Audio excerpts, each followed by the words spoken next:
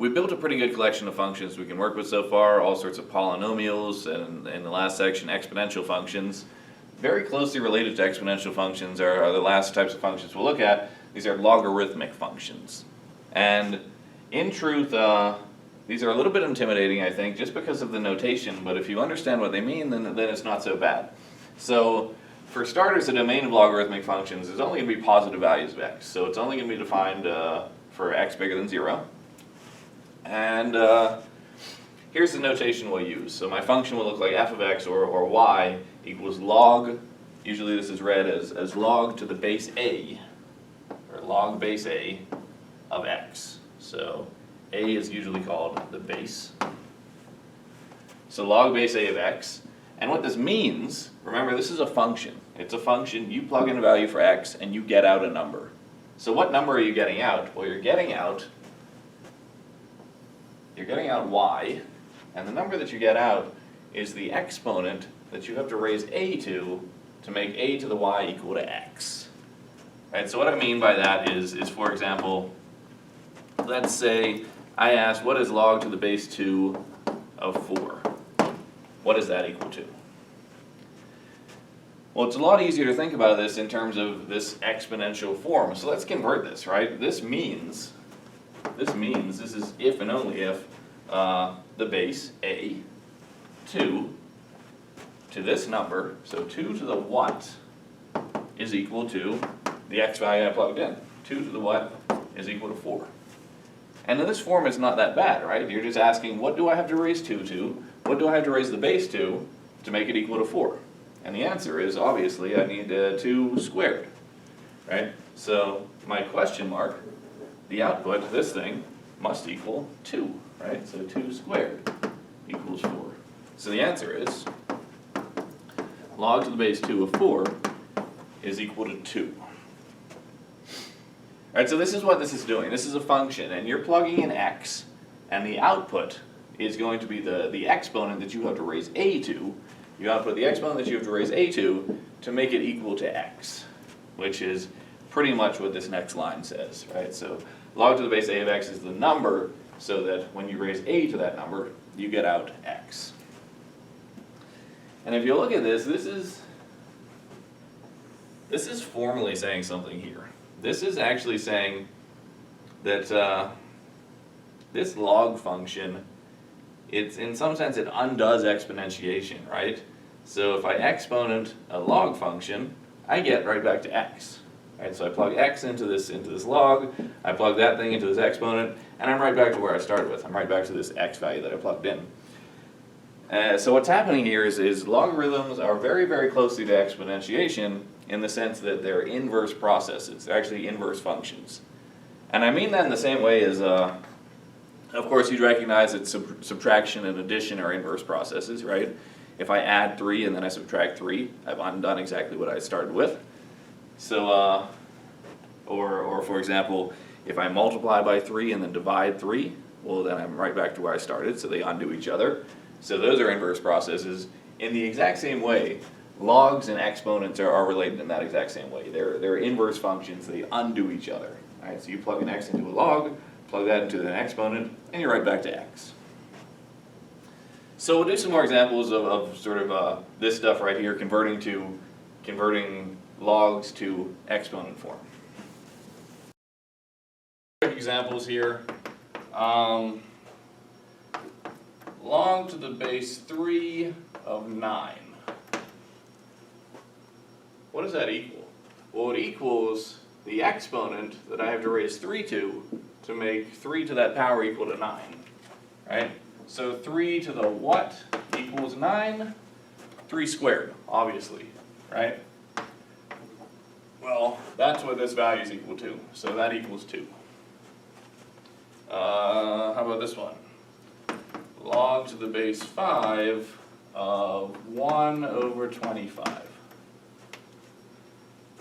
What's that equal to? Well, once again, this is asking 5 to the something equals 1 over 25.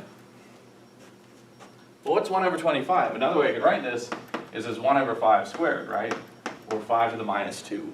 So I'm looking for minus 2 here. So log to the base 5 of 1 over 25 is actually equal to minus 2. And last but not least, how about this one? Log to the base e of 1. What's that equal to, right? What power should I put up here to make e to that exponent equal to 1? Well, anything to the power 0 equals 1.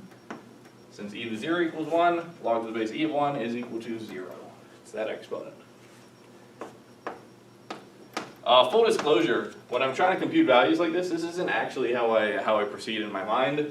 I'm going to give you some properties that make computing expressions like this, so they're what they equal, a little bit easier. It's the way I usually think about it.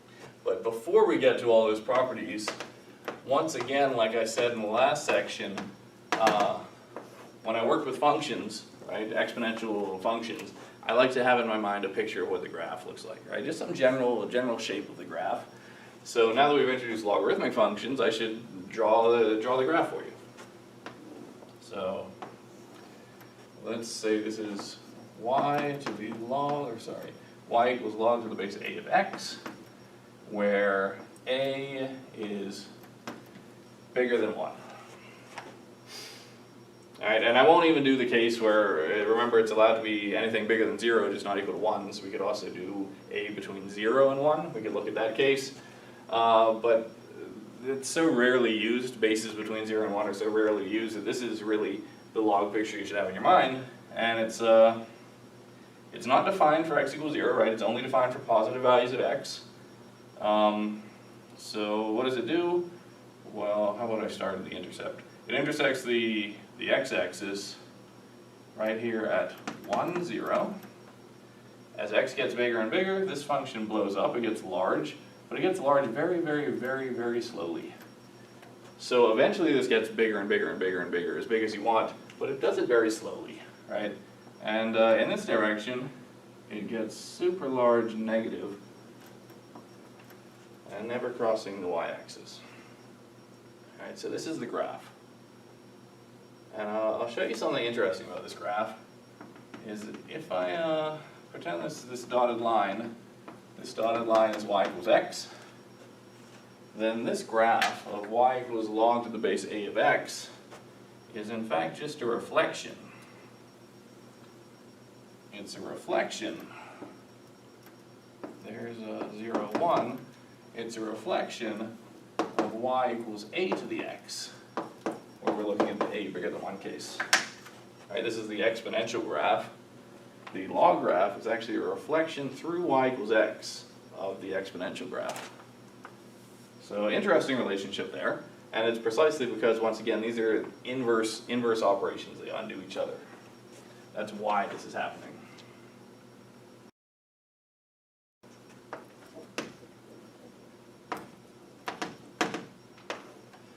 So, there are many very important properties of logarithms that you should be very comfortable with working with, right? You have to know how to do log algebra to do anything with logs at all. So here's all of the properties. Log to the base a of x times y. So I'm taking log of a product. Turns out what you can do is you can write this as a sum of logs. So if I have log to the base a of x times y, I can write that as log to the base a of x plus log to the base a of y. So logs of products can be broken into sums of logs, really nice property. And similarly, logs of quotients, x over y, can be written as a difference of logs. The numerator is the positive term, log to the base a of x, minus the denominator, log to the base a of y. And this property actually follows immediately from this one if I combine it with property 3, which is log to the base a of x to the, we'll say r. Okay, so I'm taking log of x to some exponent r. And what you can do with this is this r can actually come outside. And I can bring this exponent outside as a constant multiple.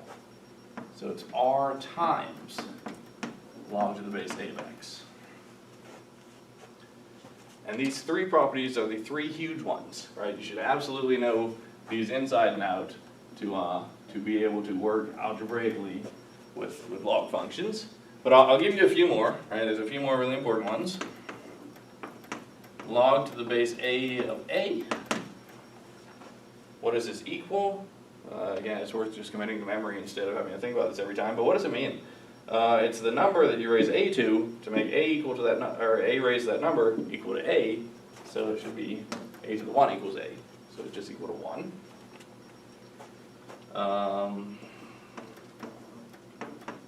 Log to the base a of 1. What power do you raise a to make it equal to 1? 0. So this equals 0. Commit that guy to memory. And here's the two big properties that show that logarithms and exponents really undo each other. Alright, so we already had one. It was log a to the log to the base a of r. Remember what this number is. This number is the exponent that you raise a to make a to that exponent equal to r. So this is r. Right, this shows if you take r, take the log of it to the base a, and then exponentiate that, you just end up right back at r. Right, so you haven't done anything. They undo each other. And they undo each other in the opposite direction as well, right? So what I mean by that is if I take r and I exponentiate it, so a to the base r, and then I take the log of it, that should undo it. That should undo this whole process. So indeed I end up right back at r. So they really are inverse processes. If you exponentiate something and then take the log of it, you've undone everything that you did. By the way, property number 7, you can think of this as following immediately from 3 and 4 together, right? What does 3 say? 3 says I can pull this exponent outside, so this becomes r times log to the base a of a. And what's log to the base a of a? Log to the base a of a is just 1. So this is r times 1, which is r. Awesome. So here's the properties of logs that you should know. If your variable here or your argument is equal to the base, then you always get 1. And if you're taking log of 1, you always get 0.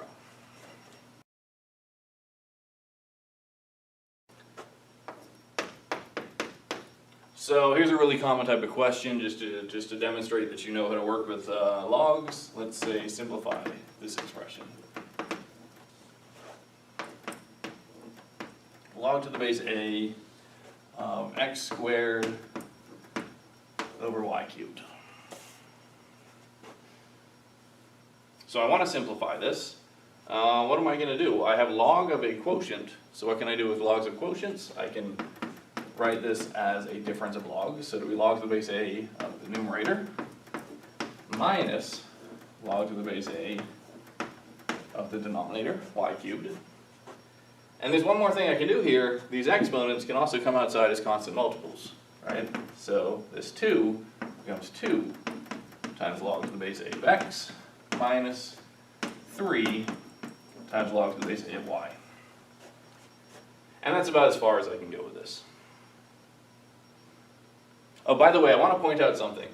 We can only, if you look back at our properties for logs, there are only properties for logs of products and quotients, right? If you have something like log to the base a of, say, x plus y, a log of a sum, there's nothing you can do with this, right? None of those properties have said anything about logs of sums. So really common mistakes is to try and break this apart somehow, but you can't do it.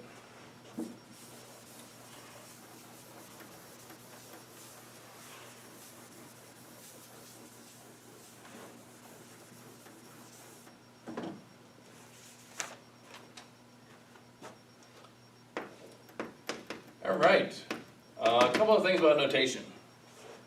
Sometimes you'll see this, log of x. What's missing? I don't have a base here, right? We've always written so far log to the base a of x. If the base is left off, it's usually understood to mean base 10. Alright, so it's just log to the base 10 of x. In higher level mathematics, it doesn't always mean base 10, but as far as we're concerned, if the base is left off here, log with no base, it really means base 10. Right. as I said, mathematicians are notoriously lazy. So instead of writing 10 all the time when it's quite often used, it'll just be left off. And this one, ln of x. ln represents something called the natural log. So again, it's a log function, but the base is that number e. Right, remember e from last section, 2.712 something or other? Right, this is this irrational number. Well, it's log to the base e. So this is quite often called the natural log. And I only gave you the graph of the log function for a bigger than 1, for bases bigger than 1, and the reason for that is because these are the two most common bases we'll ever see. E by far the most common, and e is bigger than 1. So let's do an example. We have space. We'll solve a log equation. Log to the base x of 9/16 equals 2. Alright, so this would be called a log equation because it's an equation involving logs. And it's asking what base here makes this value, log to the base x of 9/16 equal to 2. It's an unusual equation. I don't think we'll ever see equations like this really as we go through calculus, but it's a completely valid equation. And the only way I'm going to solve this is I'm going to convert this to our exponential form, right? What does this mean? This means that x squared should equal 9/16. So x squared is 9/16. So what is x? Well, I can square root both sides, right? If x squared is 9/16, then x should be the square root of 9/16. What can I do with that? I can square root 9 on top and square root 16 down below separately. And this is nice because they're both perfect squares. So that is 3/4. Now you might say, hold on. You might say, hold on, Dane, you messed up here. If this is squared and I square root, I have to be careful. I really should take the plus or minus square root, right?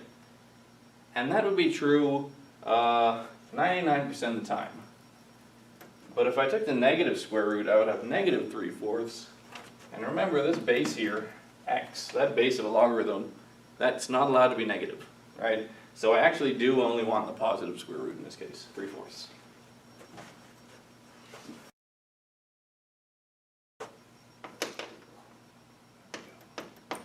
So that's really all the theory. We need to do several examples now of how this stuff works. So let's solve another log equation. Log to the base 4 of x minus log to the base 4 of x plus 3 equals -1. Right, an equation involving logs. So the question is, what value of x makes this equation true, if any? So what do I want to do? The idea, the goal, is to eliminate the logs. Somehow I need to get rid of the logs. So how am I going to do that? Well, I want to combine these together for starters, right? I want a single log expression equal something. So let's do that. A log of a difference of logs becomes a log of a quotient. So here's my numerator, x over x plus 3. Notice, by the way, I'm only allowed to do that because these have the same base. If the bases were different, I couldn't combine them, but this is the better situation to be in. So what now? Well, now I want to get rid of the logs altogether, right? I'm trying to solve for x here. I want to isolate x, but it's stuck inside of a log. So how do I get rid of it? Well, I remember that what this really means is that 4 to the minus 1 is equal to x over x plus 3. 4 to the minus 1, by the way, let's not write it like that. 4 to the minus 1 is 1/4. So I want to solve for x, right? What value for x makes this equation true? How do I do this? At this point, I think some students might get stuck. What you tend to want to do is just clear this of fractions, right? So multiply both sides by x plus 3. So x is equal to 1/4 times x plus 3. And the reason I did that is because now I can distribute this. X is equal to 1/4 times x plus 3/4. And now I can group my x's together and isolate x. So anytime you're working with a fraction, something like this, where x is on the top and the bottom, you end up wanting to multiply or cross multiply. I probably should have multiplied both sides by 4 too, then I could have avoided these fractions. Yeah, we'll keep going with this. So anyway, subtract 1/4 x from both sides. I've got, x minus 1/4 x is positive 3/4 x is equal to 3/4. I want to solve for x, multiply both sides by 4, divide both sides by 3, and you'll just get x is equal to 1. By the way, let's come back here and check this. Let's check that this actually worked. If I plug in x equals 1, what do I have? Log to the base 4 of 1 minus log to the base 4 of 1 plus 3 is 4. What does that equal? Log to the base 4, 1. Log to the base anything of 1 is 0, so that's 0 minus, here my base and argument the same, log to the base 4 of 4 is equal to 1. So indeed that is minus 1, which is the right hand side. So we checked that this actually works. X equals 1 is a solution. And according to us, the only solution.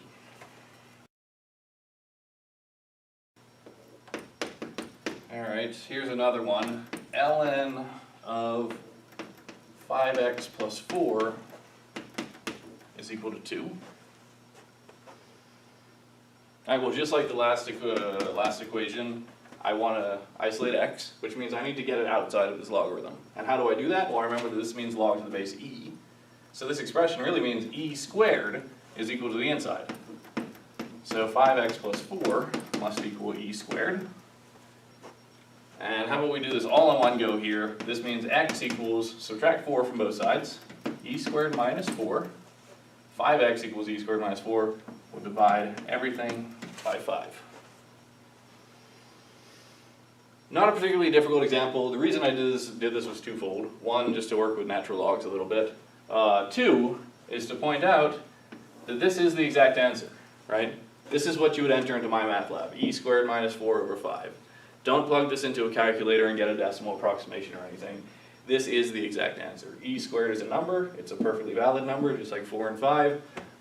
So go with this exact answer.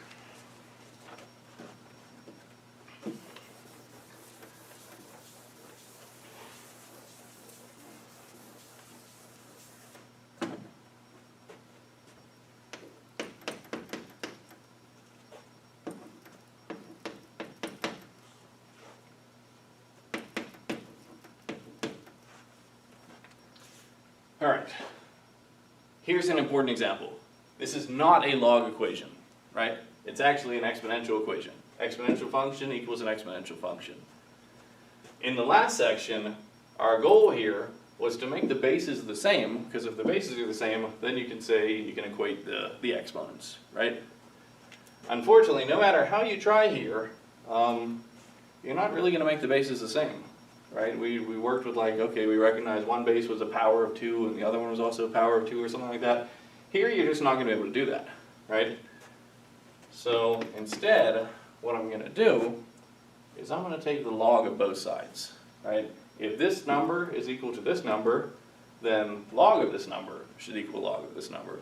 So I'm going to take log of both sides, and the log most people would choose here is the natural log. So I'm going to take natural log of the left-hand side equals the natural log of the right-hand side. Other good choices might be log to the base 2 or log to the base 3, but natural log's fine. Just go with natural log. All right. Why did I do this, and why is this such a powerful method for solving these exponential equations? Well, I want to isolate x, right? Eventually I want to isolate x, and this is such a powerful technique because now I can get x, which is stuck in the exponent. I can get it out by using our log properties and say that we can pull this outside these exponents outside is a constant multiple, right? Well, I suppose it's a variable multiple in this case, but it's x plus 1 times log to the base 2. And over here, this is x times log to the base 3. This is invariably how you pretty much always solve these equations. Don't even go through that process of trying to make the bases equal anymore. Just take the log of both sides. If you're stuck with an x in the exponent, take the log to get it out of the exponent using this property. Now I just want to group all my x's together. I've got x times ln of 2 plus 1 times ln of 2 equals x times ln of 3. I'm going to group them all together on one side, so x ln of 2 minus x ln of 3 equals, we'll bring this over, minus ln of 2. Okay, I've got ln of 2 x's and ln of 3 x's. We'll factor out the x. That's x times ln of 2 minus ln of 3 equals minus ln of 2. And now we'll just divide. So x is minus ln of 2 over ln of 2 minus ln of 3. Again, don't plug this into a calculator unless my math lab wants an approximation or something. Ln of 2 is a totally valid number. Ln of 3 is a totally valid number. I don't have a nice decimal sort of value here to give me an idea of what that number actually is, but it is a completely valid number. This is the exact answer that you should go with. One thing you could do if you wanted to simplify this a little bit more, although some people might say this form looks a little better, ln of 2 minus ln of 3, remember I can write that as ln of 2 over 3. Is it prettier? I don't know.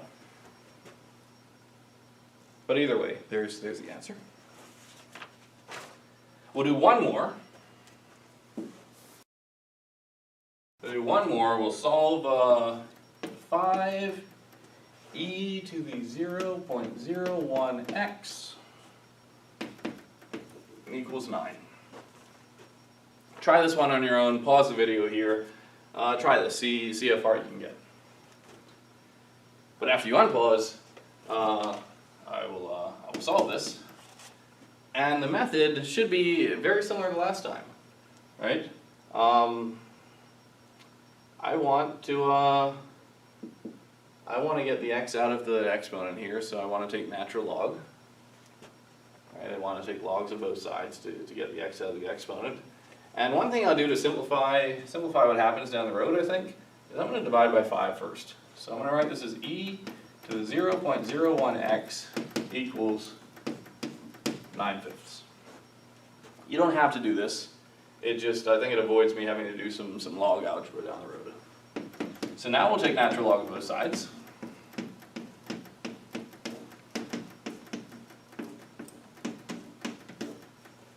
And again, this is why this is so powerful, because now using this property, I can get this x out of the exponent, right? This becomes 0.01x times ln of just e equals ln of 9/5.